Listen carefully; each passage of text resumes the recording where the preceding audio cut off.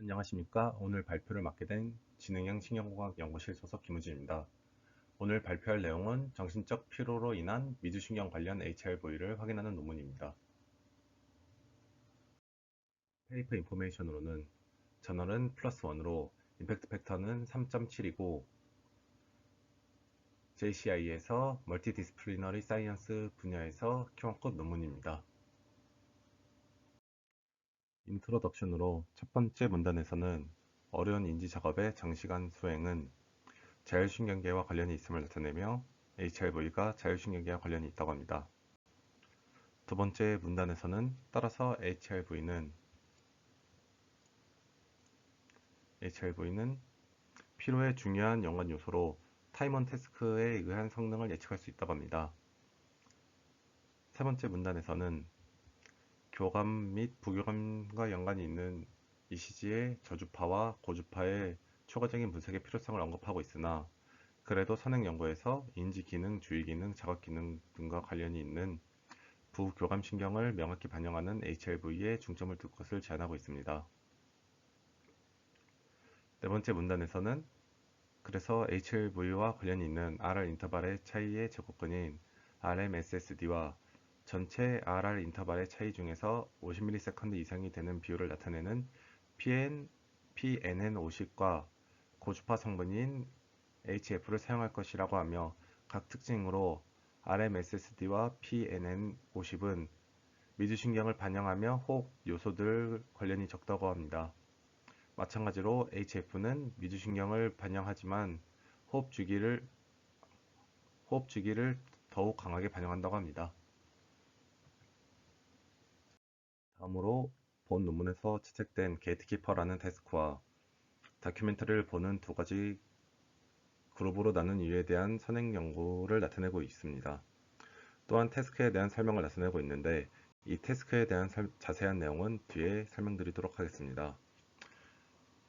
아래 문단에서는 그렇기에 게이트키퍼 태스크는 HRV 관련 지표를 증가시킬 것이라 생각되고 다큐멘터리 그룹은 아무런 변화가 없을 것으로 예상된다고 합니다. 다음으로 간단히 연구 설계에 관련된 내용을 나타내며 본 연구에서는 반응성 및 회복 효과를 확인한다고 합니다. 다음 문단에서는 피로 연구에서 주로 나오는 주제인 작업 시간에 따른 효과를 말하고 있으며 작업 시간이 증가할수록 피로를 잘 반영하고 있음을 나타내고 있습니다. 이후 본 연구 목적으로 HRV가 모티베이션과 연관이 있는지 확인한다고 합니다. 선행 연구에서 정신적 피로가 증가하면 모티베이션이 감소하는 경향을 확인했으나 피로 이후 HRV에 대한 연구가 없다고 말하고 있어 이것이 이 논문의 스페셜리티가 될 것 같습니다. 마지막 문단은 전체를 요약하며 본 연구는 HRV의 시간적 특성의 조사를 목표로 하며 성능 모니터링 및 생리 및 심리적 상관관계를 조사한다고 합니다. 데이터로는 44명의 참가자를 모집했으나 3명의 데이터에 문제가 생겨 41명의 데이터가 이용되었다고 합니다. 이때 본 논문에서 사용될 태스크 그룹이 20명, 다큐멘터리 그룹이 21명이며 모든 피험자들은 학부 및 대원생이었다고 합니다. 측정된 데이터는 ECG로 샘플링 레이트는 1000Hz, 전처리는 스파크2와 코바이오스 소프트웨어를 이용하여 진행되었다고 합니다. 사용된 피처로는 0.15에서 0.4Hz의 고주파 성분을 나타내는 HF와 LNHF, 0.04에서 0.15Hz의 저주파를 나타내는 LNF와 LNLF, 심박수를 나타내는 HR과 50ms 이상 인접 RR 인터벌의 간격 비율을 나타내는 PNN50, RR 인터벌의 평균 제곱권을 나타내는 RMSSD와 LNRMSSD, 그리고 SD1과 SD2가 사용되었는데 이때 이 SD1과 SD2는 푸앤카레 플롯이라고 부르는 아래 그림의 표준 파츠를 나타낸다고 합니다. 그림에 대해 간단히 설명하면 이제 현재와 다음 RR 인터벌의 차이를 X축으로 사용하고 현재와 다다음 RR 인터벌의 차이를 Y축으로 하는 그림으로 SD1은 주로 짧은 변동성에 초점을 맞추고 SD2는 장기적인 변동성에 관련하여 초점을 맞춘다고 합니다. 이때 SD1과 RMSSD는 통계적으로 동일한 지표에서 SD1은 사용하지 않았다고 합니다. 통계로는 반 브레우켈렌의 지침에 따라 공분산 분석인 안코바를 수행하였는데 안코바가 무작위 연구에서 기준선 보정을 수행하는 가장 적절한 방법으로 제안되긴 했지만 기준선 변경 점수를 사전 사후 차이를 평가하는 데 있어도 사용했는지에 대한 논쟁이 있어 아노바도 사용했다고 합니다. 이때 안코바와 아노바 둘 다 동일한 결론을 도출했다고 합니다. 다음으로 태스크에 대해 설명하자면 태스크는 나이트클럽 문지기가 출입문을 지키는 것과 비슷하다고 하여 게이트키퍼라고 불리는데 이 태스크는 투백 태스크랑 비슷합니다. 이 투백 태스크랑 다른 점은 이제 기존 투백은 단순히 두 번째 전 시각적으로 이 같은지를 확인하는 것이었는데 이 게이트키퍼 태스크는 이 시각과 청각을 이용한다, 청각 두 개를 둘 다 이용한다는 것입니다. 그림으로 설명해 드리자면 세 개의 문이 그려져 있는 그림이 있는데 각 작업마다 한 개의 문이 빨간색으로 칠해지며 청각적이 주어진다고 합니다. 이때 세 번째 그림처럼 두 번째 점과 청각이 같을 수도 있고 네 번째 그림처럼 이 시각이 같을 수도 있다고 합니다. 또한 이것들이 전부 시각 자극과 청각 자극이 둘 다 같을 수도 있다고 합니다. 이렇게 두 가지 자극으로 나누어져서 태스크를 진행하며 자극이 주어졌을 때 이 응답을 하면 0.2초 뒤에 새로운 자극이 다시 주어진다고 합니다.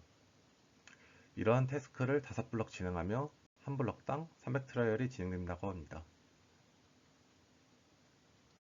다음으로는 패러다임입니다. 본 실험에서 두 가지 설문이 사용되는데 이 나사는 6개의 정신적, 신체적, 시간적 수요와 성능 수준, 노력 및 좌절 수준을 21단계로 나타내며 VAS는 피로 수준을 나타내는 방법으로 왼쪽은 피곤하지 않음, 오른쪽은 피곤함을 나타내는 100mm 선의 피로 수준을 표시하도록 한다고 합니다. 패러다임으로 게이트키퍼 그룹과 다큐멘터리 그룹의 차이점은 단순히 게이트 태스크를 하는지 다큐멘터리를 시청하는지 정도의 차이가 있고 공통적으로는 본 태스크 전에 연습 태스크를 72번 진행하거나 예제 다큐를 본 후 이 나사와 VAS 설문을 진행하고 3분간 휴식 후 4분의 ECG 측정이 있었다고 합니다.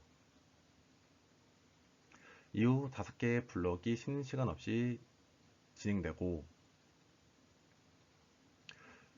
이 5개의 블록 이후 2개의 설문을 다시 진행 후 4분의 ECG를 추가로 측정하고 12분의 휴식을 취했다고 합니다.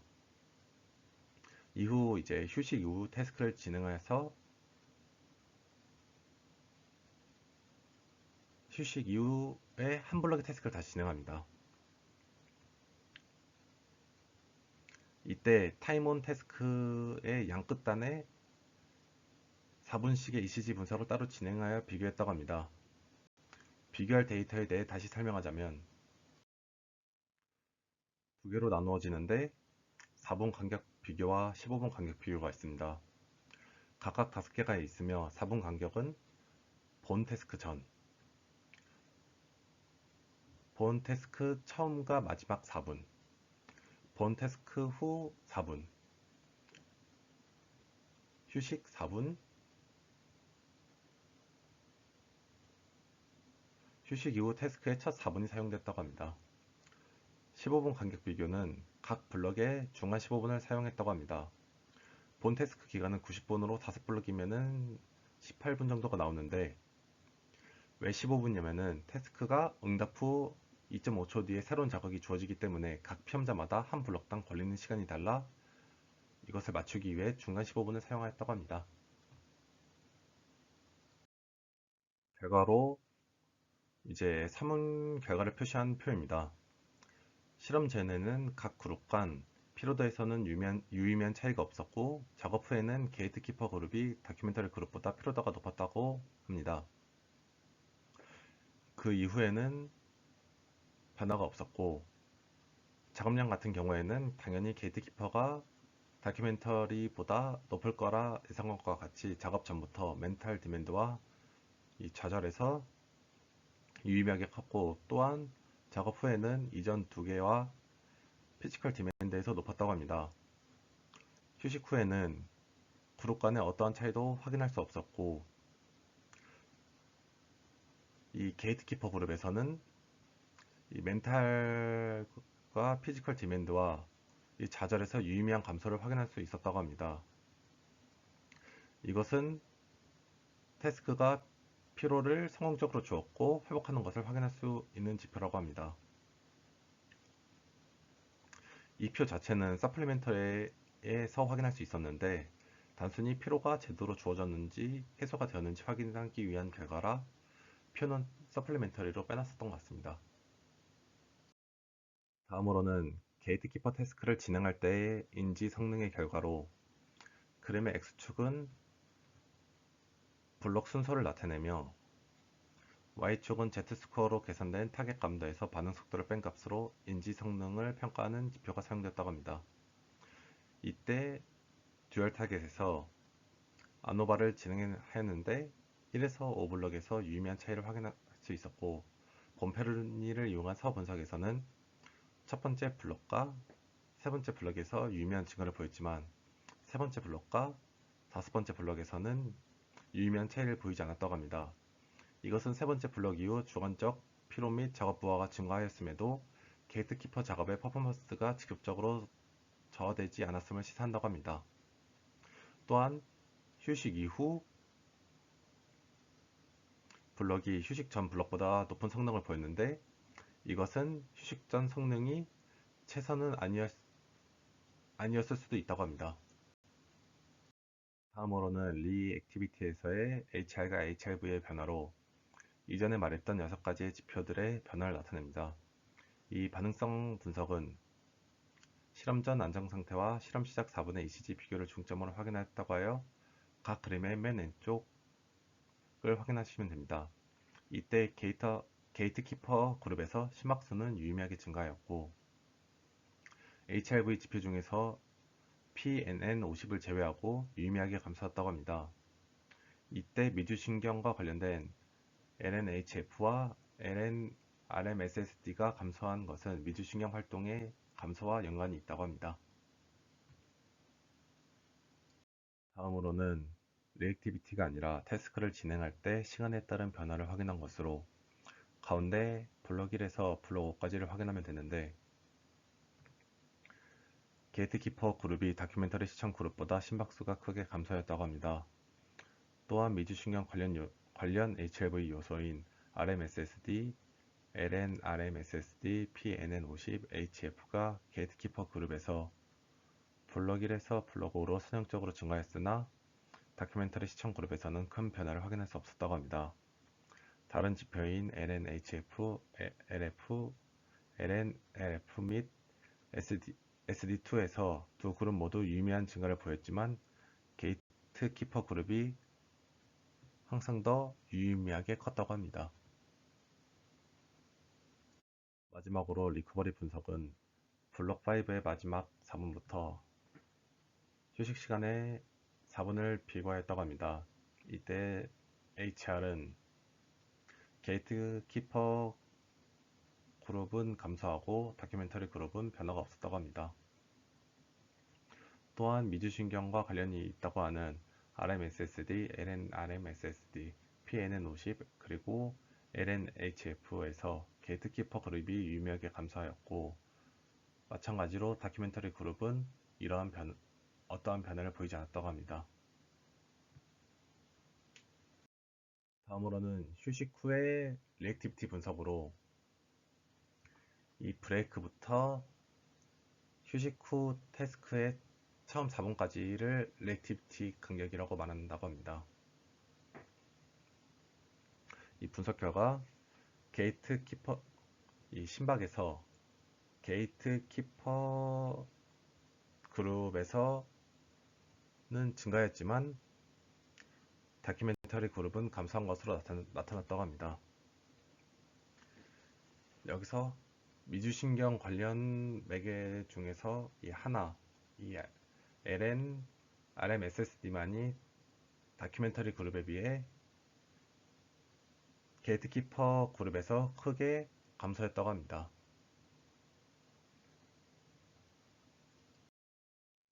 컨클루션으로 리액티비티 기간은 휴식 상태에서 작업을 수행하는 상태로 변화하는 영역이라고 합니다.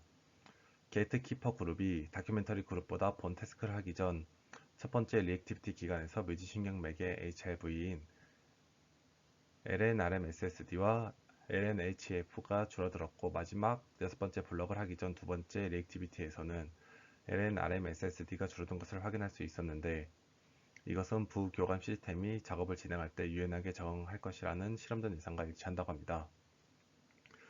다음으로 타임-온 태스크 기간에서는 게이트키퍼 그룹이 다큐멘터리 그룹보다 RMSSD, LNRMSSD, PNN50, HF, LNHF가 증가하는 것을 보였는데, 이것은 기존에 예측했던 LCNE 시스템 활동을 감소하게 하여 HRV에서의 부교감 신경의 영향이 높아진 것이라고 생각된다고 합니다. 마지막으로 휴식 기간에서의 게이트키퍼 그룹이 다큐멘터리 그룹보다 RMSSD, LNRMSSD, LNHF, PNN50에서 회복을 확인할 수 있었다고 합니다. 이것은 태스크 이후 휴식을 취하면 부교감 신경 매개의 이완이 진행되기에 예상했던 것과 같은 결과를 확인할 수 있었다고 합니다. 이러한 결론으로 미주신경과 관련이 있는 HRV는 피로 및 회복 관련 변화를 효과적으로 파악할 수 있었다고 합니다. 다음으로 디스커션입니다. 논문이 미주신경과 관련이 있는 지표들의 결과를 태스크에 따라 자세히 설명해 주었지만, 태스크의 설명과 같은 부분에서 어떠한 버튼을 어떠한 손으로 눌렀는지와 같은 자세한 내용이 따로 없어서 아쉬웠고, 또한 지표에서 HF가 있는데 LNHF를 쓴 이유와 같은 것들에 대한 자세한 내용이 없어서 조금 아쉬웠던 것 같습니다. 또한 이러한 HF에서는 변화가 없었지만 LNHF에서 변화가 있던 이유 같은 것들도 설명했으면 좋았을 것 같은데, 이러한 부분들이 아쉬웠지만 그래도 단순히 태스크를 진행했을 때 ECG 변화로 피로가 잘 들어갔는지, 피로가 해소되는지와 같은 것들을 미주신경과 연관하여 엮어 현재 진행 중인 미주신경 작업 관련 연구에도 좋은 해석이 될 수 있을 것 같아 본 논문을 준비하게 되었습니다. 오늘 발표 여기서 마무리하겠습니다. 감사합니다.